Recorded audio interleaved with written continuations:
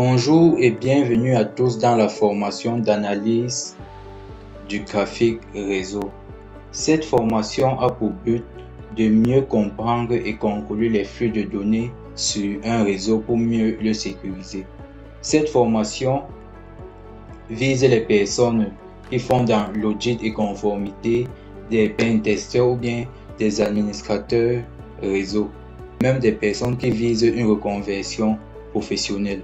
Comme vous pouvez le voir sur le tableau blanc, en premier point, nous allons aborder certaines notions essentielles pour la formation. Nous allons aborder des skills, des compétences à avoir. Nous allons voir les différents outils à utiliser. Et enfin, nous allons finir par l'analyse. Premier point, nous avons les SEC Guidance. SEC Guidance ici, ce sont des politiques à respecter par le système, c'est-à-dire l'accès limité aux données ou bien le chiffrement des données. En deux, aux anomalies, nous avons les comportements. Les anomalies sont les comportements inhabituels dans le trafic réseau, c'est-à-dire une machine peut-être qui communique à des heures tardives ou inhabituelles, ou bien une machine qui communique avec une adresse IP suspecte ou inconnue. Maintenant, après avoir donc détecté les anomalies, nous survient donc la phase d'investigation.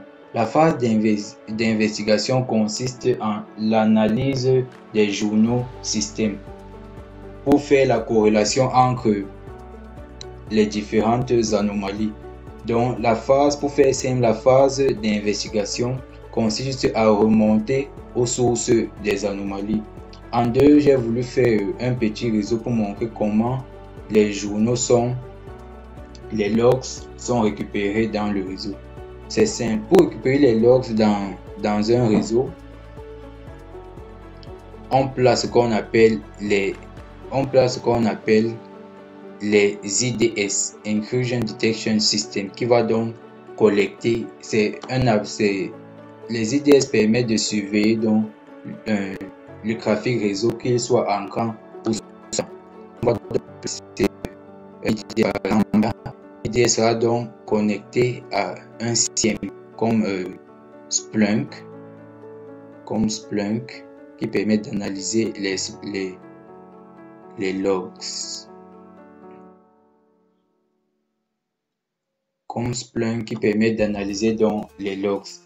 L'IDS ne doit pas être placé par exemple comme ici, là, puisque là, il surveillera juste le trafic de cette machine. En croire aux compétences, nous aurons besoin des compétences en networking, en réseau. Ici, que ce soit les modèles TCP/IP, les modèles OSI, comprendre les architectures réseau, comprendre les protocoles, c'est de ça qu'il s'agit.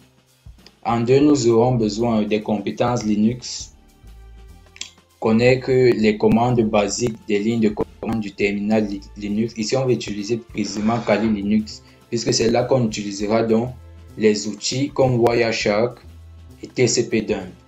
Wireshark, ici, là, est